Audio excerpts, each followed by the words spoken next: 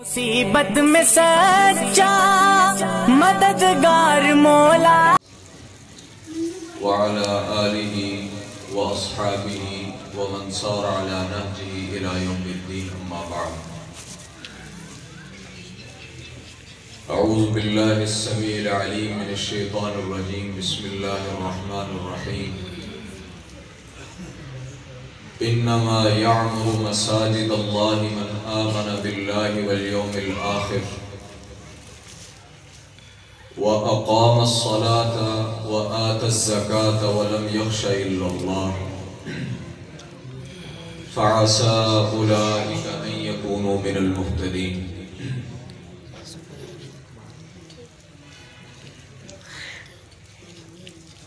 آج کا یہ پروگرام مسجد ہاجرہ کی افتتاح اور تعارف اور تعاون کے لحاظ سے ہے. مسجد کیا ہے، اس کی حیثیت کیا ہے، اس کی فضیلت کیا ہے، اس کا مقام اور اس کا مرتبہ کیا ہے، اور جو فرامین میں آپ کے سامنے رکھوں گا وہ اس ہستی کے ہیں جس ہستی کی شان، جس ہستی کی نعت، جس ہستی کا بیان اللہ نے قرآن کریم میں وَرَفَعْنَا لَكَ ذِكْرَكَ کر کے بیان فرمایا. دنیا میں کیا کوئی شخص اللہ کے رسول کی تعریف کرے گا، اللہ کے رسول کی شان بیان کرے گا کہ جس کی شان کو اللہ نے بلند کیا. اور ہمارے بھائی بھی آپ کے سامنے اللہ کے رسول کی شان بیان کر رہے تھے. مسجد یہ ایک مسلمان کے ایمان کی بنیاد، مسجد ایک مسلمان کے ایمان کی اساس، مسجد ایک مسلمان کی ابتدا، اور مسجد ایک مسلمان کا ملجا اور انسان مسلمان کا ماوا ہے. مسجد کے بغیر مسلمان نہیں، مسجد کے بغیر ایمان نہیں. اللہ کے رسول صلی اللہ علیہ وآلہ وسلم جب مکہ سے ہجرت فرما کر مدینہ آئے تو آپ نے آتے ہی سب سے پہلا جو کام کیا، سب سے پہلے آ کر مسجد کی بنیاد ہے. گھر نہیں بنایا، گھر کی فکر نہیں کی، اس کے متعلق کسی سے بات نہیں کی. خود ابو ایوب انصاری کے گھر میں پرایا گھر ہے، پرائی مجلس ہے، پرائی منزل ہے، لیکن کیا کہا کہ بھئی یہ جو جگہ ہے یہ جگہ کس کی ہے بتاؤ، اس سے خرید کر مسجد بنائی جائے.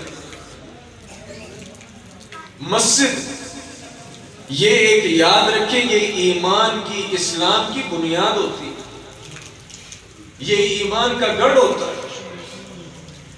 عموماً میں یہ بات کہا کرتا ہوں، یہ ان لوگوں کے ایمان کی نشانی جو لوگ کہیں انسان آتا ہے، جاتا ہے، رہائش کرتا ہے، کرائے پر مکان لیتا ہے، اپنی جگہ لے کر مکان بناتا ہے. بڑے کم لوگ ایسے ہوتے ہیں جو اس چیز کی فکر کرتے ہیں کہ بھائی یہ بتاؤ کہ یہ کوئی مسجد بھی ہے کہ نہیں. اور کچھ بدبخت ایسے بھی ہوتے ہیں کہ جو مسجد کی وجہ سے ڈسٹرب ہوتے ہیں، ہمیں مسجد کی اذان پریشان کرتی، ہمیں مسجد کی اذان ہماری نیند میں خلل ڈالتی۔ اللہ اکبر، ہمیں مسجد کی شان کا نہیں پتا، ہمیں مسجد کے مقام کا نہیں پتا۔ رسول اللہ صلی اللہ علیہ وآلہ وسلم کے لشکر جب مکے اور مدینے سے نکل کر پورے عرب کی سرزمین اور عرب سے نکل کر باہر جب اسلام کے پیغام اور اسلام کے جھنڈے کو لے کر نکل رہے تھے، جہاں تو دو بدو لڑائی ہوتی سو ہوتی، لیکن جہاں شمخون مارنا ہوتا تو اللہ کے رسول صلی اللہ علیہ وسلم لشکر کو روک دیتے، کہتے فجر کا انتظار کرو، اگر بستی سے اذان کی آواز آ جائے تو شمخون نہیں مارنا، اور اگر اس بستی سے اذان کی آواز نہ آئے تو پھر اس کے اوپر فوجوں کو چڑھا دے۔ یہ تو امان اور یہ تو سلامتی ہے، یہ تو برکت ہے، اور یہ تو اللہ رب العالمین کی اطاعت کا اعلان ہے، اور رب کبریائی کی بڑائی، رب کبریائی کی بڑائی کا اعلان ہے۔ اللہ اکبر، اللہ اکبر۔ یہ مسجد رسول اللہ صلی اللہ علیہ وسلم نے فرمایا من بنا للہ مسجدا بنا اللہ لہ بیتا فی الجنہ، جو انسان اللہ کے لیے مسجد بنائے، کس کے لیے؟ اللہ کے لیے، اس بات کو سمجھیں، اللہ کے لیے مسجد بنائے، جس نے اللہ کے لیے مسجد بنائی، کس لیے؟ کہ یہاں لوگ نماز پڑھیں، یہاں لوگ اللہ کا ذکر کریں، یہاں لوگ قرآن پڑھیں، یہاں سے لوگوں کو توحید کی اور سنت کی آواز ان تک پہنچے۔ من بنا للہ مسجدا، یہ اللہ کے لیے مسجد ہے۔ وہ مسجد اللہ کے لیے نہیں جو کسی کے مقابلے میں بنائی جائے، وہ مسجد اللہ کے لیے نہیں جو ریاکاری کے لیے بنائی جائے، وہ مسجد اللہ کے لیے نہیں جو لوگوں سے نمود اور نمائش کے لیے بنائی جائے۔ من بنا للہ مسجدا، جو گھر اللہ کا ہے وہ گھر اللہ کا ہے، وہاں کوئی ریاکاری، وہاں کوئی تکبر، وہاں کوئی میں، وہاں کوئی تو، وہاں کوئی چودراہٹ، وہاں آ کر اپنے اعلان، وہاں اپنی پھٹیاں۔ من بنا للہ مسجد، جو مسجد اللہ کے لیے بنائے، بنا اللہ لہ بیتا فی الجنہ، اللہ رب العالمین اس کے لیے جنت میں گھر بناتا ہے۔ سبحان اللہ۔ یہ خلوص کی بات، یہ انسان کے فکر کی بات ہے، اور یہ مسجد ہے جہاں انسان کے لیے اللہ کا گھر، جہاں انسان کے لیے جنت میں گھر کی ضمانت۔ یہ بات یاد رکھیں کہ یہ انسان کے مرنے کے بعد انسان کی قبر کے اندر ٹھنڈی ہواؤں کی بھی ضمانت ہے، لیکن شرط یہ ہے، ایک بات کو اچھی طرح یاد رکھیں کہ اللہ کے لیے ہو، اللہ کے لیے ہو۔ اللہ ہمیں ہدایت نصیب فرمائے۔ ہماری سیاستیں مسجدوں میں، ہماری بڑائیاں مسجدوں میں، ہماری یوں کہہ لیں کہ میں اور تو کے معاملات مسجدوں میں۔ یاد رکھیں جو مسجد اللہ کے لیے ہو اس کے اندر میں تو کے معاملات نہیں ہوا کرتے، وہ مسجدیں سب مسلمانوں کی برابر ہوا کرتی ہیں۔ اور جو انسان اس انداز کی مسجد اللہ کے لیے بنا جائے کہ جس کا مقصد اللہ کے لیے مسجد بنانا تھا، رسول اللہ صلی اللہ علیہ وسلم نے فرمایا کہ سبع یجری للعبد اجرہن وہو فی قبرہ بعد موتہ، 7 چیزیں ایسی ہیں انسان اپنی قبر میں ہوتا ہے لیکن ان کا اجر اس کی قبر میں جانے کے بعد بھی جاری رہتا ہے۔ اللہ اکبر۔ کون کون سے عمل ہیں؟ من علم علما، جس انسان نے کسی انسان کو کوئی صحیح علم کی بات سکھا دی، اسے کوئی فائدہ پہنچا دیا، او اجرا نہرا، کوئی نہر جاری کروا دی، پانی کا بندوبست کر دیا، کنواں کھدوا دیا، موٹر لگوا دی، نلکا لگوا دیا، کوئی ایسا کام کر دیا، او حفر بئرا، کنواں کھدوا دیا، او غرس نخلا، یا کسی جگہ پر درخت لگا دیا، کسی جگہ پر درخت لگا دیا، او بنا مسجدا، یا اللہ کے لیے مسجد بنا دی، او ورث مصحفا، یا ایک قرآن کریم کسی کو پڑھا دیا یا کسی جگہ پر رکھ دیا جو اس قرآن کریم سے پڑھے، او ترک ولدا یستغفر له بعد موتہ، یا ایسی اولاد چھوڑ دی، اس کو ایسی فکر، ایسا علم دیا کہ وہ مرنے کے بعد اپنے والد کے لیے دعا کرتی رہی. یہ 7 چیزیں جو انسان کر جائے، انسان مر جاتا ہے لیکن ثواب ختم نہیں ہوتا. ابھی تو ہم دنیا میں زندہ ہیں، نماز پڑھ رہے ہیں، صدقہ دے رہے ہیں، زکوٰۃ دے رہے ہیں، دعا کر رہے ہیں، لیکن اصل پتہ اور اصل ضرورت تب پڑتی ہے جب انسان قبر کے اندر چلا جائے اور بالکل بے یار و مددگار، بے یار و مددگار. تو مسجد بنانا یہ انسان کے لیے بہت بڑا صدقہ جاری ہے، بہت بڑا صدقہ جاری ہے.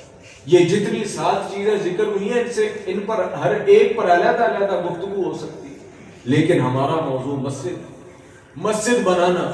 اب کوئی انسان یہ سوچ سکتا ہے کہ بھائی اب میں تو اپنی جھگی نہیں ڈال سکا، گھر میں کمرے کی ضرورت ہے وہ نہیں بنا سکا، گھر کی جو ہے وہ چھت جو ہے وہ چوری ہے وہ سیدھی نہیں کر سکا، میں مسجد کیسے بناؤں؟ رسول اللہ صلی اللہ علیہ وسلم نے فرمایا کہ کمفحص قطات، اور جس بندے نے مرغی کے انڈے دینے کی جگہ کے برابر بھی مسجد بنا دی نا، اللہ تعالیٰ اس کے بدلے بھی جنت میں گھر. سبحان اللہ، سبحان اللہ. اور مرغی کتنی سی جگہ پر انڈا دے دیتی ہے، ایک اینٹ کی جگہ بھی شاید بسا اوقات زیادہ ہوتی ہے. کمفحص قطات، اور تو نے اللہ کے گھر میں خلوص سے اینٹ بھی لگا دی نا، سمجھ وہ اینٹ مسجد میں نہیں لگی بلکہ تو نے اپنے ہاتھ سے جنت میں لگا دی، اپنے ہاتھ سے جنت میں لگا دی. اور مسجد بنانا تو بہت بڑی بات. اور ویسے بھی اسلام نے ہمیں کیا سکھایا کہ چھوٹی سی نیکی کو بھی انسان کو چھوٹا نہیں سمجھنا چاہیے، حقیر نہیں سمجھنا چاہیے. لا تحقرن من المعروف شیئا، ایک نیکی کو بھی حقیر نہ سمجھو. رسول اللہ صلی اللہ علیہ وسلم کی سچی زبان کا بیان کردہ وہ واقعہ آپ نے سنا ہوگا کہ قیامت کے روز ایک شخص صرف ایک نیکی سے جنت سے رہ جائے. کتنی نیکی سے؟ ایک نیکی سے. اور بندہ پوچھے یہ کیا بات ہے کہ ایک نیکی؟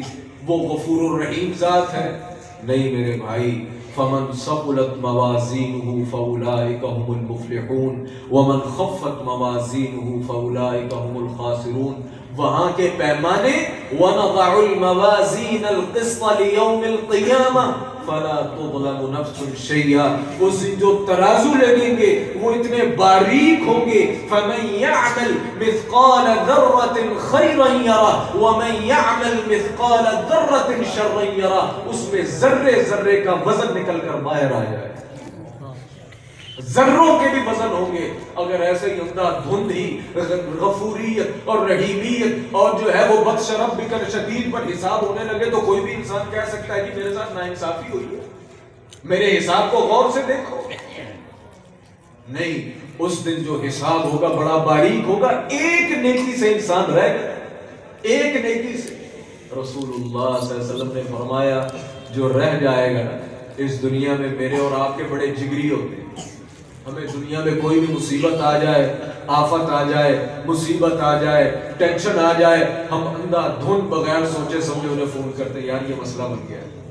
امید ہوتی ہے یہ میرا دوست، یہ میرا بھائی، یہ میرا خاندان یہ میرا مسئلہ حل کرے گا. رسول اللہ صلی اللہ علیہ وسلم نے فرمایا کہ قیامت کے دن وہ ایک نیکی کا محتاج اپنے بیٹے، ماں، باپ، اپنے پورے خاندان اور قبیلے کے پاس جائے گا کہ مجھے ایک نیکی دے دو. ایک نیکی نہیں ملے گی. بیٹا انکار کر دے گا، بیوی انکار کر دے گی، خاندان انکار کر دے گا. اللہ اکبر. میرے بھائی کیا ہو گیا؟ نواز دیار صاحب آئے ادھر، کیا دیکھ رہے ہیں آپ؟ ایک نیکی وَفَصِيلَتِهِ الَّتِي تُؤْوِي، پورا قوم اور قبیلہ نہیں دے گا. اللہ اکبر. آپ پھر رب کی رحیمیت کی بات آ جائے. ایک انسان کے پاس وہ دیکھے گا کہ یہ بڑا پریشان ہے، دوڑ دھوپ میں لگا ہوا ہے. وہ پوچھے گا بھائی کیا بات ہے، کیوں پریشان ہے؟ وہ کہے گا یار جنت میں جانے کے لیے ایک نیکی درکار ہے، وہ ایک نیکی نہیں مل رہی. باپ نیکی نہیں دے رہا جو اپنی منہ سے لقمہ نکال کے دے دیتا، ماں نیکی نہیں دے رہی، بیٹے نیکی نہیں دے رہے، پورے خاندان نے انکار کر دیا، وہ کہے گا یہ لے پکڑ یہ ایک نیکی لے۔ وہ یہ نہیں پوچھے گا کہ تو میرا رشتہ دار بھی نہیں، نہ قوم، نہ قبیلہ، نہ خاندان، تو نے مجھے کیوں نیکی دی؟ جب انسان کا مطلب بنتا ہو نا، پھر انسان پیچھے مڑ کے نہیں دیکھتا، نیکی لے گا دوڑ لگا جا کے فرشتوں کے پاس پیش کر دے گا، لو بھائی نیکی میں لے آیا۔ اللہ تعالیٰ کہیں گے اچھا آج کے دن تجھے نیکی کس نے دے دی؟ اس کو بھی لے کر آؤ جس نے تمہیں نیکی دی، اس کو بھی لے کر آؤ جس نے تمہیں نیکی دی۔ وہ اس کو بھی لے کر آئے گا۔ اللہ تعالیٰ پوچھیں گے ہاں بھئی اس کی تو نیکی ہو گئی پوری، یہ تو گیا اب جنت میں، سوال تو تیرا ہے، تو یہ بتا کہ تو نے نیکی کیوں کی؟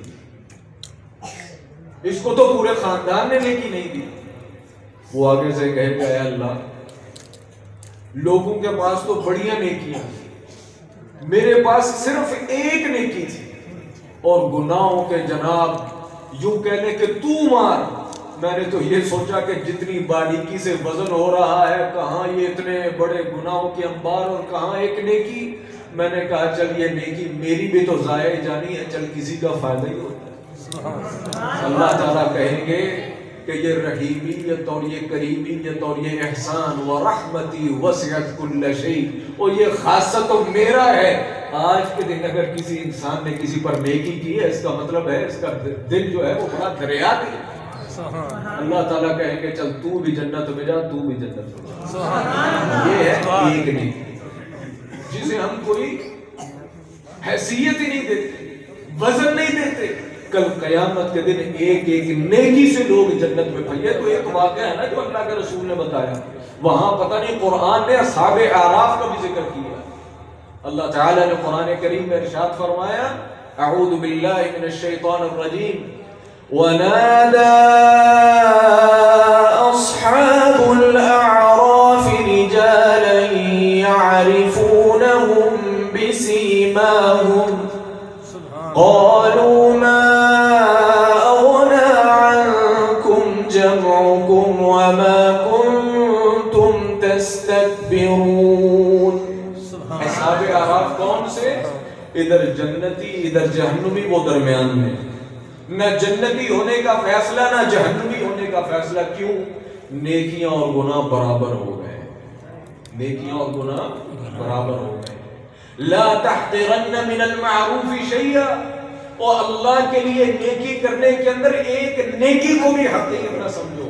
اور اللہ کی ذات تو اتنی رحیم اور کریم ہے کہ وہ ایک نیکی کا ثواب ایک نہیں بلکہ 10 دیتی ہے۔ یہ قرآن کا فیصلہ، من بنا للہ مسجدا بنا اللہ لہ بیتا فی الجنہ۔ میں بس اوقات سوچتا ہوں کہ میرے اتنے سے 2 4 5 10 روپے سے 2 4 اینٹوں سے کیا ہوگا؟ رسول اللہ صلی اللہ علیہ وسلم نے فرمایا کسی نے مرغی کے بھٹ تیتر کے انڈا دینے کی جگہ جتنی بھی مسجد بنائی نا، کل اس شخص نے قیامت کے جنت کے اندر اپنا گھر بنا لیا۔ تو مسجد کے اندر تعاون یہ انسان کے جنت میں گھر کا ضامن ہے۔ میں اپنے دوستوں سے یہ کہا کرتا ہوں، عموماً اپنے معاملات کے اندر جمعے کے دن ہم اللہ کے گھر میں دیتے ہیں، کوئی 5 روپے کوئی 10 روپے۔ میں یہ نہیں کہتا کہ یہ نہ دیا کریں، لیکن میرے بھائیوں ہم اپنے بیٹوں کو اپنی اولادوں کو جب صبح سکول جائیں تو 20 50 100 روپے دیں، اور جب اللہ کے گھر میں دینے کی بات ہے تو یہ دیکھیں کہ جیب میں 5 روپے کا سکہ ہے کہ نہیں ہے۔ میرے بھائی یہ گھر کون سا گھر ہے؟ یہ بات یاد رکھیں کہ یہ آپ اس گھر کی ڈیولپمنٹ کے لیے دے رہے ہیں جو گھر آپ کا جنت میں تیار ہوگا۔ 5 روپے کی کون سی چیز ہو جو آپ اپنے گھر کے اندر لائیں اور وہ لگائیں؟ اللہ کے گھروں کے اندر دل کھول کے خرچ کیا کرو، اللہ کے گھروں کے اندر دل کھول کر لگایا کرو۔ کیوں؟ یہ وہ چیزیں ہیں جو انشاءاللہ میرے اور آپ کے جنت کے گھر کے اندر لگے۔ من بنا للہ مسجدا بنا اللہ لہ بیتا فی الجنہ۔ اللہ کے گھروں کے اندر دل کھول کر خرچ کرو۔ جو انسان اس دنیا کے اندر اللہ کے گھر میں خرچ کرتا ہے حقیقت میں وہ جنت کے گھر میں خرچ کرتا ہے۔ اور یہ جنت جو یہ گھر بنا گئے، یہ گھر اپنے دنیا کا گھر کیا ہوتا ہے؟ ہم بنا گئے گھر کے اندر، میں نے اے سی لگایا ہے، ہیٹر لگائے ہیں، میں گھر سے باہر چلا گیا وہ ہیٹر وہ اے سی گھر میں رہ گئے۔ لیکن یہ گھر ایسا ہے کہ انسان قبر میں چلا جائے گا، اس کی ٹھنڈک انسان کو قبر کے اندر ملے گی۔ اللہ اکبر۔ رسول اللہ صلی اللہ علیہ وسلم نے فرمایا یہ مسجدیں جتنی زیادہ ہوں اتنی کم، مسجدیں جتنی زیادہ ہوں اتنی کم۔ کسی انسان کے پاس، کسی مسلمان کے پاس یہ بہانہ نہ رہے کہ مسجد بڑی دور ہے، میں کہاں جا کے نماز پڑھوں۔ رسول اللہ صلی اللہ علیہ وسلم نے فرمایا، حضرت عائشہ فرماتی ہیں امرنا رسول اللہ صلی اللہ علیہ وسلم ببناء المساجد فی الدور، اللہ کے نبی نے ہمیں حکم دیا کہ گلی محلوں کے اندر مسجدیں بناؤ، ہر گلی کے اندر مسجد ہو، ہر محلے کے اندر مسجد ہو کہ لوگ وہاں اکٹھے ہو کر اللہ کا ذکر کریں۔ اور ایک بات یاد رکھنا، یہ بہت بڑی مسٹیک ہے جس کی میں اصلاح کرنے لگا۔ گلی اور محلے میں مسجدیں بنانے کا حکم ہے، ہر گلی اور محلے میں جمعے پڑھانے کا حکم نہیں۔ جمعہ جامع مسجد کے اندر، اللہ کے رسول صلی اللہ علیہ وسلم کے دور کے اندر قباء تک بڑی مسجدیں تھیں، لیکن جمعہ صرف مسجد نبوی میں ہوا کرتا ہے۔ ابو بکر کے دور میں، عمر کے دور میں، عثمان کے دور میں یہ مسجدیں نماز پڑھنے کے لیے اور جمعہ پڑھنے کے لیے بڑی مسجد، جمعہ پڑھنے کے لیے بڑی مسجد جسے جامع مسجد کہا جاتا ہے، یہ شریعت کا حکم اور یہ شریعت کا طریقہ ہے۔ وہ عید کا دن ہے کہ لوگ جمع ہوں، لوگ اکٹھے ہوں، سب کو پتہ چلے، ایک دوسرے سے تعارف ہو، اور ایک صاحب علم انسان جو ہے وہ جمعہ پڑھائے، صاحب علم انسان جمعہ پڑھائے تاکہ اجتماعیت کا اظہار ہو، ایک دوسرے سے قرب ہو، ایک دوسرے سے تعارف ہو، اور پتہ چلے کہ ہماری جمعیت کتنی۔ یہ جو ہر گلی اور محلے کے اندر جمعہ ہو رہا ہے یہ جمعہ غلط ہے، البتہ ہر گلی اور محلے کے اندر مسجد ضروری ہے تاکہ لوگ وہاں آ کر نماز پڑھیں۔ رسول اللہ صلی اللہ علیہ وآلہ وسلم، ہم یہ مسجدیں اور مین مسجدوں سے جڑے ہوئے لوگ، ان کا مقام کتنا اور ان کا مرتبہ کتنا ہے، ہم حیثیت کوئی نہیں نہ دیتے۔ ہمارے ہاں آج کل کس کی حیثیت ہے؟ جو مل اونر ہو، فیکٹری کا مالک ہو، بڑی سی گاڑی پر آئے، کوئی بازار کے اندر اس کی کوئی دکانیں ہوں، علاقے کے اندر کوئی بڑی ساری کوٹھی ہو، ہیں جی، اس کی حیثیت ہے نا ہماری نظر میں۔ اس کے اندر ہمارا قصور نہیں ہے، اصل یہ معاشرے کا قصور ہے کہ ہمارے اندر دنیا داری اتنی بھر گئی ہے کہ عزت دنیا داری کی ہے، دین داری کی عزت کوئی نہیں۔ اللہ کے رسول صلی اللہ علیہ وسلم کے دور میں مختلف حدیث کے الفاظ ہیں۔ ایک حدیث کے الفاظ ہے کہ ایک کالی عورت تھی تقیم المسجد، وہ مسجد کی صفائی کر دیا کرتی، اور وہ مسجدیں بھی یہ نہیں ہوتی تھی جو ہماری سنگ مرمر کی جو ہے وہ مسجدیں ہیں، وہ مسجد جو ہے وہ نیچے جو ہے اس کی ریت اور بجری اور مٹی یہ سارا مکس ہی ہوتا ہے، ادھر صفائی کیا کرنی ہوتی تھی، چھوٹی موٹی چیزیں ہوتی تھی، موٹا موٹا جھاڑو۔ آپ اللہ کے رسول دیکھتے کہ کبھی وہ مسجد کی صفائی کر رہی۔ ایک مرتبہ اللہ کے رسول آئے تو ایک دو مرتبہ دیکھا کہ وہ عورت نظر نہیں آ رہی، پوچھا کہ بھائی وہ عورت کدھر تھی جو مسجد کی صفائی کرتی تھی؟ صحابہ اکرام رضوان اللہ علیہم فرمایا کہ اللہ کے نبی ماتت، وہ فوت ہو گئی، ہم نے آپ کو اذیت دینا مناسب نہیں سمجھا، ہم نے اسے رات کو دفن کر دیا، ہم نے اسے رات کو دفن کر دیا۔ اللہ اکبر۔ رسول اللہ صلی اللہ علیہ وسلم نے فرمایا کہ دلونی علی قبری، حدیث کے الفاظ ہیں کہ صحابہ نے اسے حقیر جانا، وہ یہ جھاڑو پھیرنے والی ہے نا، اس کی کیا حیثیت ہے؟ یہ کون سی ابو بکر کی اور عمر کی حیثیت کی ہے کہ اللہ کے رسول کو بتائے کہ بڑا بندہ فوت ہو گیا، جھاڑو دینے والی مسجد میں احتقروها، صحابہ نے اسے حقیر جانا، اس کی کیا حیثیت؟ جنازہ پڑھو، دفن کرو۔ رسول اللہ صلی اللہ علیہ وسلم نے فرمایا دلونی علی قبری، آؤ مجھے بتاؤ اس عورت کی قبر کدھر ہے، اس کی قبر کدھر ہے؟ اللہ کے رسول نے اس کالی گلوٹی عورت کی کہ جس کے حسب اور نسب کا پتہ نہیں، اور غالب گمان تھا کہ وہ لونڈی تھی کہ جس کا حسب نسب تھا ہی کوئی نہیں، اللہ کے رسول صلی اللہ علیہ وسلم نے اس کی قبر پر جا کر اس کا نماز جنازہ پڑھا۔ یہ حیثیت ہے اس شخص کی جس کا دل مسجد کے ساتھ جڑا ہوا ہے، جس کا دل مسجد کے ساتھ جڑا ہوا ہو، جس کی محبت مسجد کے ساتھ ہو۔ مسجد کی ہمارے ہاں حیثیت ہی کوئی نہیں، اللہ اکبر۔ رسول اللہ صلی اللہ علیہ وسلم نے ان 7 افراد کا ذکر کیا کہ سبعۃ یظلهم اللہ فی ظلہ یوم لا ظل الا ظلہ، اور 7 افراد کے جن کو قیامت کے دن رب العالمین سایہ عنایت فرمائیں گے، جس دن کے پوری کائنات کے اندر کوئی سایہ نہیں ہوگا۔ سایہ کدھر ہوگا؟ یوم تبدل الارض غیر الارض والسماوات وبرزوا للہ الواحد القہار۔ رسول اللہ صلی اللہ علیہ وسلم نے فرمایا کہ قیامت کے دن یہ زمین اللہ کے سامنے بالکل روٹی کی مانند چٹیل اور صاف ہو جائے گی، اور ہر چیز رب کے سامنے ظاہر ہو جائے گی۔ اس میں کوئی اونچ نیچ نشیب و فراز، کوئی درخت، کوئی پہاڑ، کوئی دریا، کوئی سمندر، کچھ باقی نہیں رہے۔ اگر باقی ہوگا تو صرف رب ہوگا یا رب کا عرش ہوگا۔ فرمایا سبعۃ یظلهم اللہ فی ظلہ، لیکن کچھ خوش نصیب ایسے ہوں گے کہ اللہ تعالیٰ انہیں خاص طور پر سایہ نصیب فرمائیں گے۔ ایک کون سا شخص ہے؟ وَقَلْبُهُ مُعَلَّقٌ بِالْمَسْجِدِ، جس کا دل ہر وقت مسجد کے ساتھ اٹکا رہتا ہے، مسجد کے ساتھ پھنسا رہتا ہے۔ کس لیے؟ مسجد کے معاملات، مسجد کی اذان، مسجد کی جماعت، مسجد کی ٹوٹ پھوٹ، مسجد کی جو ہے وہ مینٹیننس، کوئی بھی چیز ہو، جیسے ہمیں اپنی فکر نہیں ہوتی۔ میرا گھر ہو تو مجھے فکر ہے، میری گاڑی ہو تو میری فکر ہے، یار اس کا یہ کام ہونے والا ہے، یار اس کے اندر یہ خرابی ہو گئی ہے۔ وَقَلْبُهُ مُعَلَّقٌ بِالْمَسْجِدِ، جس سے انسان کا دل ہر وقت مسجد کے ساتھ جڑا رہا۔ رسول اللہ صلی اللہ علیہ وسلم نے فرمایا کل قیامت کے دن اللہ اسے اپنے عرش کے سائے تلے جگہ، سبحان اللہ، جب کوئی سایہ نہیں ہوگا۔ تو یہ کتنی بڑی بات ہے۔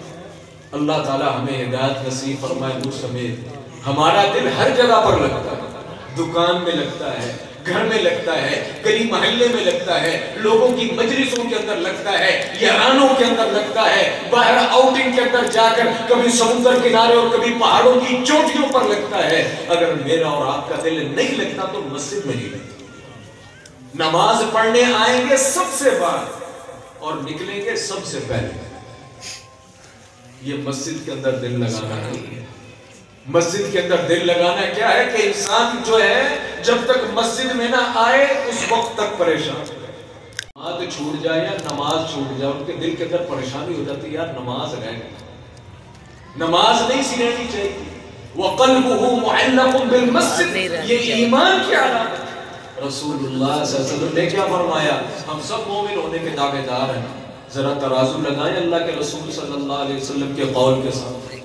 آپ نے فرمایا جو انسان صبح اور شام اللہ کے گھروں کی طرف جائے نماز پڑھنے کے لیے، اس کے ایمان کی گواہی دے، اس کے ایمان کی گواہی دے۔ بات سمجھ میں آئی؟ جس انسان کو تم دیکھو کہ وہ مسجد میں آ رہا ہے، جا رہا ہے، سردی ہے، گرمی ہے، دھوپ ہے، چھاؤں ہے، بارش ہے، وہ انسان اذان کے وقت مسجد میں جا رہا، رسول اللہ صلی اللہ علیہ وسلم نے فرمایا فَاشْهَدُوا لَهُ بِالْإِيمَانِ، اس انسان کے مومن ہونے کی گواہی دے۔ ہم بازار تو بر وقت جاتے ہیں، سکول بر وقت جاتے ہیں، دکان پر بر وقت جاتے ہیں، دوستوں کے معاملات میں اور ان کی میٹنگوں کے اندر بر وقت جاتے ہیں، لیکن مسجد کے اندر بر وقت نہیں آتے۔ چودھری صاحب زور کے وقت تو نظر آئے تھے، پتہ نہیں ہونا سب نے ٹائم آنا نہیں ہے کہ نہیں آنا، ایسے نہیں ہوتا۔ اور مومن تو وہ ہے کہ جس کے متعلق کنفرم ہو، یار تجھے اس سے ملنا ہے، زور کے وقت آیا تھا، بسر کے وقت آنا، تجھے مسجد میں مل جائے۔ یہ ایمان کی علامت ہے۔ رسول اللہ صلی اللہ علیہ وسلم کے صحابہ کیا فرماتے ہیں؟ فرماتے ہیں جو انسان ہمارے دور میں 2 لوگ صرف مسجدوں سے غائب ہوتے تھے، جو 2 بندے صرف مسجد سے غائب ہوتے تھے، جو بندہ مسجد سے غائب ہے یا تو وہ منافق ہے یا وہ بیمار، یا وہ منافق ہے یا وہ بیمار ہے۔ اگر بیمار نہیں مومن ہے تو مسجد میں نماز کے وقت پایا جائے گا۔ اگر مومن ہے، اگر ایمان کا دعوے دار ہے اور بیمار نہیں ہے اور مسجد میں نہیں آیا، اس کا مطلب ہے کہ وہ مومن نہیں بلکہ منافق۔ ذرا اس ترازو میں بھی اپنے آپ کو رکھوں، میرے دوست بھی اپنے آپ کو رکھوں۔ ہم کتنے وقت مسجد کے اندر آتے ہیں؟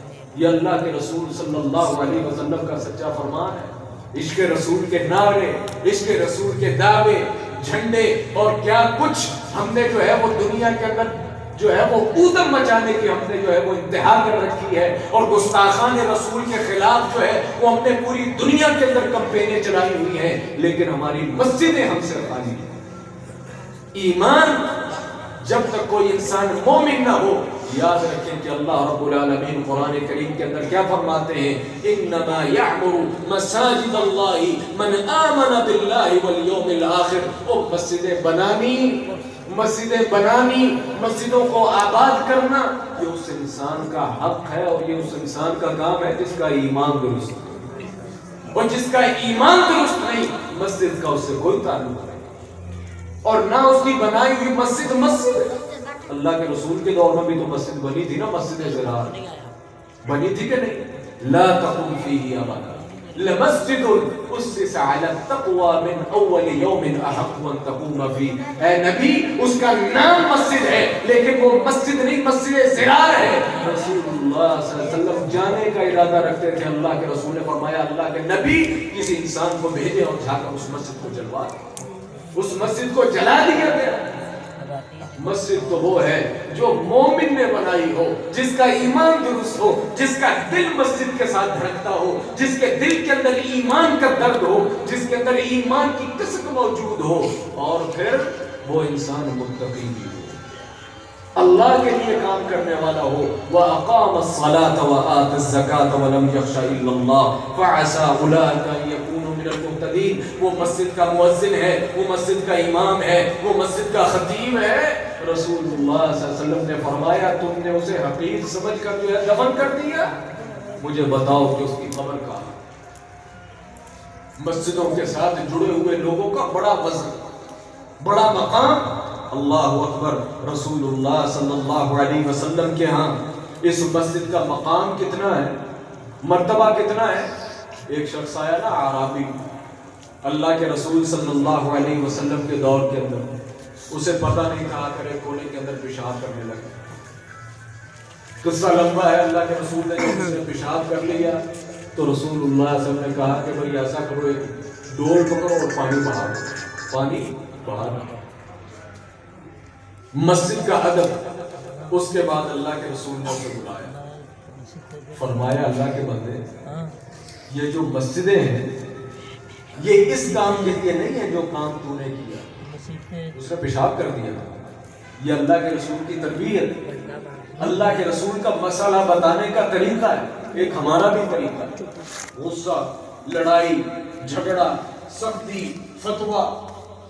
اللہ کے رسول صلی اللہ علیہ وسلم نے اسے فرمایا کہ یہ مسجد اس کام کے لیے نہیں میرے بھائی جو تو نے کر دیا، یہ مسجد تو لذکر اللہ، یہ اللہ کے ذکر کے لیے ہے، یہ تو دعا کے لیے ہے، یہ تو قرآن پڑھنے کے لیے ہے، یہ مسجدوں کا اصل کام ہے۔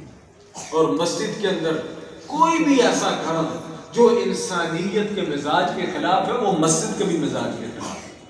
آپ کو بدبو پسند ہے؟ بو انسان کو پسند ہے؟ نہیں پسند۔ رسول اللہ صلی اللہ علیہ وسلم نے فرمایا کہ جو انسان کچا پیاز اور کچا لہسن کھا لینا وہ اس مسجد کے اندر نہ آئے، اس مسجد کے اندر نہ آئے۔ کیوں؟ فَإِنَّ الْمَلَائِكَةَ تَتَأَذَّى مِمَّا تَتَأَذَّى مِنْهُ النَّاسِ۔ جس چیز سے لوگوں کو اذیت ہوتی ہے نا، اس سے فرشتوں کو بھی اذیت ہوتی ہے۔ یہاں سوچنے کی بات یہ ہے کہ تھوم، یہ لہسن اور پیاز جو ہے یہ تو حلال ہے، یہ تو حلال ہے، اس کو کھا کر آنے سے اللہ کے نبی نے منع کر دیا۔ یہ سگریٹ اور بیڑی پی کر مسجد میں آنا اور نماز پڑھنے کا کیا حکم ہے؟ جو انسان مسجد میں یہ بیڑی اور تمباکو پی کر آئے اور باہر سٹا لگا کر آئے، وہ پی کر مسجد میں آنے کا کیا ہوگا؟ میں آپ کو جھوٹ نہیں بولتا، آپ کو سچا واقعہ بیان کرتا ہوں۔ یہ جو سگریٹ پیتے ہیں نا، بیڑیاں رکھتے ہیں، ان کو خود اندازہ نہیں ہوتا کہ ان سے کتنی کڑی بدبو آتی ہے۔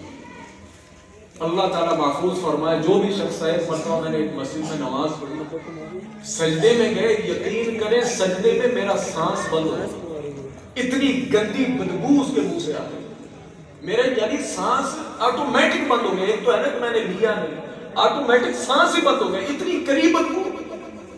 میرے بھائیوں، جو انسان مسجد کے اندر آئے وہ پاک اور صاف ہو کر آئے، پاک اور صاف ہو کر آئے. مجھے تو یہ سمجھ نہیں آتی کہ اللہ کے نبی صلی اللہ علیہ وسلم تو مومن اور مسلمان کے منہ سے پیاز اور لہسن کی بدبو برداشت نہ کریں. کہ کیسا مومن اور مسلمان ہے کہ جس کے منہ سے بیڑی نہیں چھوٹتی, جس کے منہ سے سگریٹ علیحدہ نہیں ہوتا.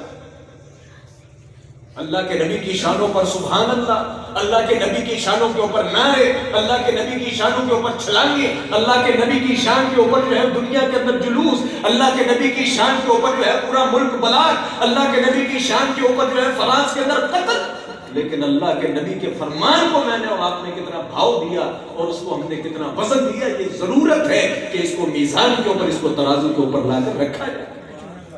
میں مومن ہوں, میں مسلمان ہوں. فَإِنَّ الْمَلَائِكَةَ تَتَأَذَّى مِمَّا تَتَأَذَّى مِنْهُ النَّاسِ. میرے صحابہ, کوئی انسان بھی کچا لہسن اور پیاز کھا کر مسجد میں نہ آئے. تم تو اللہ رب العالمین تو انسان کو اذیت دینے سے منع کریں اور تو آ کر مسجد میں فرشتوں کو اذیت دے. یہ پان اور یہ بیڑیاں کھانا, یہ سگریٹیں پینا اور یہ حقے چڑھانے, یاد رکھیں یہ ایک مومن اور مسلمان اور نمازی کا کام نہیں ہو سکتا. جس انسان کے منہ سے سگریٹ کی بدبو آ رہی ہے, جس انسان کے منہ سے حقے کی بدبو آ رہی ہے, وہ انسان مومن ہو کر مسجد میں آنے کا منہ نہیں رکھتا. فرشتوں کی اذیت ہے اور اللہ کے رسول صلی اللہ علیہ وسلم نے منع فرمایا. گندا منہ لے کر مسجد میں نہیں آنا.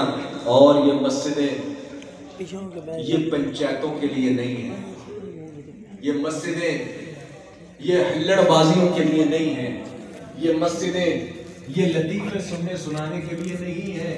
ان مسجدوں کے اندر دنیا داری والا نہ کام ہوگا نہ دنیا داری والی بات ہوگی. یہ اللہ کا گھر ہے. رسول اللہ صلی اللہ علیہ وسلم نے فرمایا من سمع رجلا ينشد ضالة في المسجد. کسی انسان کو سن لو نا کیا کر مسجد میں اعلان کر رہا ہے وہ میری بھیڑ گواچ گئی جی, میرا کٹا نس گیا جی, کہ سنو لبے تے دیو. رسول اللہ صلی اللہ علیہ وسلم نے فرمایا اس کے لیے بددعا کرو, اللہ رد اللہ علیک, جڑی شاید گواچی ہے وہ پکی گواچ ہے. یہ مسجد تجھے اس کام کے لیے ملی اور یہ مسجد تو صرف اللہ کے ذکر کے لیے, یہ مسجد صرف اللہ کے ذکر کے لیے ہے. جب انسان اللہ کے گھر میں آئے تو اپنا منہ صاف کر کے آئے, اس کے منہ سے بدبو نہ ہو. اپنا ہاتھ منہ پاؤں صاف کر کے آئے کہ اس کے اندر کسی قسم کی کوئی غلاظت اور گندگی نہ ہو. اور اپنے دل کو اور اپنے مزاج کو صاف کر کے آئے کہ میں نے اللہ کے سامنے سر جھکانے کے لیے جا رہا ہوں. ہم جب مسجد کے اندر آتے ہیں تو کیا دعا پڑھتے ہیں؟ اللہم افتح لی ابواب رحمت. قرآن اور حدیث کے اندر جو رحمت کا لفظ استعمال ہوا ہے نا, اس کا تعلق دنیا داری اور پیسے سے نہیں ہے. دعا رحمت ہے, ایمان رحمت ہے, ذکر رحمت ہے, قرآن رحمت ہے. جتنی معنوی چیزیں ہیں یہ اللہ کے دین کا علم رحمت ہے, اللہ کے انبیاء کو عطا کی ہوئی نبوت رحمت ہے, یہ رحمت ہے. اے اللہ میرے لیے اپنی رحمت کے دروازے کھول دے. کیا مطلب؟ میری دکان, میری فیکٹری, میرا پیسہ, میرا بزنس, میرے بیوی, میرے بچے, میرے دنیا کے ہم غم وہ پیچھے, اے اللہ رحمت کے دروازے کھول دے. یہ رحمت کیا چیز ہے؟ یہ رحمت وہ چیز ہے جس رحمت کے سبب میں نے اور آپ نے جنت میں جانا. عمل نہیں, رحمت. اور جب ہم مسجد سے باہر نکلتے ہیں تو کیا دعا ہے؟ اللہم انی اسألک من فضلک و رحمتک. فضل کیا ہے؟ پیسہ فضل ہے, دکان فضل ہے, بیوی فضل ہے, بچے فضل ہیں, دوست یار فضل ہے, بہترین گاڑی اور بنگلہ فضل ہے. جب انسان کا رخ مسجد سے باہر ہے تو اے اللہ فضل دے اور اپنی رحمت سے نواز. اور جب مسجد کے اندر ہے تو صرف رحمت چاہیے, بخشش چاہیے, اس کی نظر کرم چاہیے, اس کی طرف سے قبولیت چاہیے, اس کے در کے اندر جو ہے وہ اپنے بیٹھنے کی جگہ چاہیے. یہ مسجد ہے, یہ نہیں کہ چلو اور کتنے بیٹھنے جگہ نہیں, چلو مسجد جا کے مجلس لانے. مسجد میں بیٹھ کر چغلیاں, مسجد کے اندر بیٹھ کر جھوٹ, مسجد کے اندر بیٹھ کر فراڈ, مسجد کے اندر بیٹھ کر اتہام, مسجد کے اندر بیٹھ کر سیاستیں. اور کیا تمہیں خدا کا خوف نہیں آتا؟ کیا تمہیں اللہ کا ڈر نہیں آتا؟ رسول اللہ صلی اللہ علیہ وسلم نے فرمایا جس انسان کا بڑا پیک کا مسئلہ ہو نا، عصر کے بعد اسے مسجد میں لے آؤ اور مسجد میں لا کر اس سے قسمیں اٹھواؤ۔ اس کا مطلب یہ ہے کہ جس نے مسجد میں آ کر ایک جھوٹ بولا، اوپر سے جھوٹ بول کر جھوٹی قسم اٹھائی، رب العالمین اس کا دین دنیا ہر چیز تباہ کر دیا۔ ہم مسجدوں میں جھوٹ بولتے، فراڈ کرتے، دھوکے کرتے، چغلیاں اور غیبتیں کرتے۔ اللہ کے بندو، یہ مجلس، یہ مسجدیں، یہ اللہ کے ذکر کے لیے، اللہ کے ذکر کے لیے مسجد کے اندر آئیں اور اللہ کے ذکر کی نیت لے کر آئیں۔ اور یہ میں اپنے ساتھیوں سے یہ عہد لینا چاہتا ہوں جو حدیث میں نے تھوڑی دیر پہلے آپ کے سامنے رکھی، یہ سگریٹ، یہ بیڑی اور پان، طلاق دے دیں ان چیزوں کو، کہ ان چیزوں کا ایک مومن مسلمان سے کوئی تعلق نہیں۔ ایک مومن مسلمان کے منہ سے ایسی گندی بدبو نہیں آنی چاہیے۔ اللہ رب العالمین ہمیں ہدایت دے۔ رسول اللہ صلی اللہ علیہ وسلم نے فرمایا، اللہ کے رسول صلی اللہ علیہ وسلم نے فرمایا لا تقوم الساعہ۔ آج کل جیسی ہماری مسجد، کیا مسجد بنائی ہے اس نے، چودھری صاحب نے تو اخیر کر دی، کیا اس کے اوپر جناب ٹائل لگوائی، چائنا سے ٹائل آئی، باہر ملکوں سے آئی ہے۔ یہ قیامت کی علامتیں ہیں، قیامت کی علامتیں ہیں۔ رسول اللہ صلی اللہ علیہ وسلم نے فرمایا کہ لا تقوم الساعہ، لوگوں یاد رکھو قیامت اس وقت تک نہیں آئے گی حتی یتباہ الناس فی المساجد، حتیٰ کہ لوگ مسجدیں بنا کر اس کے اوپر فخر کریں۔ اے بھی کو مسجد ساڑی ہے نا، مسجد بیگنی ہوتے ساڑی آگے بیکھا کرو، پتہ لگے قالین کہندہ ہے، ساڑھا ساؤنڈ سسٹم دیکھو، ہے جی ساڑھا مینار دیکھو۔ حتیٰ یہ تم نے، یہ وہی بات جو میں نے سب سے پہلے شروع کی، یہ مسجد اللہ کے لیے نہیں، یہ مسجد اللہ کے لیے نہیں، یہ مسجد ہم نے لوگوں کے لیے بنائی ہے۔ جو اللہ کے لیے مسجد ہو اس کے اندر یہ معاملات نہیں ہو۔ مسجدوں کے اندر فخر کرنا، ہاں یہ نہیں میں کہتا کہ مسجدوں کے اندر اچھی چیز نہ ہو، مسجدوں کے اندر بہترین سے بہترین چیز لا کر بنانی چاہیے۔ حضرت عثمان نے جب مسجد کو بڑا خوبصورت کیا نا تو لوگوں نے اعتراض کیا، عثمان یہ کیا کرنا ہے، مسجد کے اندر زیب و زینت اور یہ آرائش۔ عثمان نے کہا کبھی اپنے گھر نہیں دیکھے، میں لوگوں کو دکھانے کے لیے نہیں کر رہا کہ دیکھو عثمان نے کیسی مسجد بنائی، میں تو صرف رب کو جواب دینے کے لیے کر رہا ہوں کہ عثمان جو خلیفۃ المسلمین ہے، عثمان نے جیسی محبت اور جیسی الفت اور جیسا خرچ اپنے گھر کے اندر کیا ہے، مسجد کے اندر بھی عثمان ویسا کر رہا ہے، لیکن لوگوں کو دکھانے کے لیے نہیں، صرف اپنے رب کو راضی کرنے کے لیے بہترین چیز دیں، بہترین چیز صرف کریں، لیکن اللہ کے لیے کریں، لوگوں کو دکھانے کے لیے نہیں کریں۔ اللہ رب العالمین سے دعا ہے، رب العالمین ہمیں مسجد سے محبت کرنے کی توفیق عطا فرمائے، اور سب سے بڑھ کر ہمیں مسجدیں آباد کرنے کی توفیق عطا فرمائے۔ آج جو حکومت کا سب سے بڑا مسئلہ یہ ہے کہ مسجد تو بنا دی شب بھر میں، ایمان کی حرارت والوں نے من اپنا پرانا پاپی تھا برسوں میں نمازی بن نہ سکا، ہم نے مسجدیں تو بڑی بنا دی، لیکن سوال یہ ہم یہ دیکھیں کہ فجر کے اندر نماز پڑھنے والے کتنے ہوتے ہیں، عشاء کے اندر حاضری لگانے والے کتنے ہوتے ہیں۔ اور یہ میرے بھائی ہم کسی پر احسان نہیں کرتے۔ رسول اللہ صلی اللہ علیہ وسلم کے فرمان کے مطابق اگر میں مسجد میں جاتا ہوں، میرے بھائی مسجد میں جاتے ہیں، تو میں اور آپ اپنے لیے ایمان کی گواہی اکٹھی کرتے ہیں کہ یہ بندہ ہو بس، اور ایمان نہیں، یہ بات یاد رکھیں، ایمان نہیں تو کچھ نہیں۔ ہم نے یہ سمجھ لیا اگر میرے بچے نہ پڑھے تو کیا ہوگا، بہترین گھر نہ ہو تو کیا ہوگا، یاد رکھیں اگر ایمان نہ ہوا تو پھر کیا ہوگا۔ یہی ہمارا امتیاز ہے۔ آخری واقعہ بیان کر کے اپنی بات کو ختم کرتا ہوں۔ ایمان، غیر مسلم جو ہے، غیر مسلم ان کے لیے دنیا ہی دنیا ہے، ہم ہر حال میں خوش رہتے ہیں۔ ایک انٹرویو کرنے والی عورت فلسطین کے اندر گئی، فلسطین کے اندر اس نے دیکھا کہ ایک گھر ہے، بندے ان کے مر گئے، ایک عورت ہے، چند اس کے بچے ہیں۔ اس نے کہا کہ آج میں نے کھانا تمہارے ساتھ کھانا۔ سروے کرنے والی تھی نا باہر سے، جیسے مختلف NGO سروے کرتی، یہ سچا واقعہ ہے۔ اس نے کہا موسٹ ویلکم، آؤ کھاؤ ہمارے ساتھ کھانا۔ جب کھانے کا وقت ہوا، دسترخوان لگایا، سوکھی روٹیاں اور ساتھ پانی، سوکھی روٹیاں اور ساتھ پانی۔ وہ کہتی ہے میں نے سوچا کہ شاید ان کا ٹریڈیشن ہی ایسا ہوگا، ان کا دستور ہی ایسا ہوگا، ہو سکتا ہے یہ روٹیاں پانی کے ساتھ ہی کھاتے ہیں، کچھ اور بھی آئے گا۔ اور مہینہ بھی رمضان کا، اذان ہوئی تو وہ عورت کہنے لگی کہ جی اب ہم کھانا کھانے لگے، محترمہ آپ بھی کھائیں۔ وہ کہنے لگی میں کیسے کھاؤں، کوئی سالن، کوئی اور چیز، کوئی چائے، کوئی قہوہ، کوئی میٹھا، کوئی نمکین، کوئی سالن۔ اس نے کہا نہیں الحمدللہ ہمارے پاس یہی کچھ ہے، ہم اسی پر خوش ہیں۔ اس عورت نے کہا کہ تم خوش ہو؟ اس نے کہا الحمدللہ میں خوش ہوں۔ اس نے کہا کہ گھر تمہارا بمباری میں ٹوٹ گیا، شوہر تمہارا فوت ہو گیا، گھر کے اندر کمانے والا کوئی نہیں، روٹیوں کے سوکھے ٹکڑے کھا رہی ہو، تم کہہ رہی ہو میں خوش ہوں، کس بات پہ خوش ہو؟ اللہ اکبر۔ اس عورت کا جواب مجھے اور آپ کو جگانے کے لیے کافی ہے۔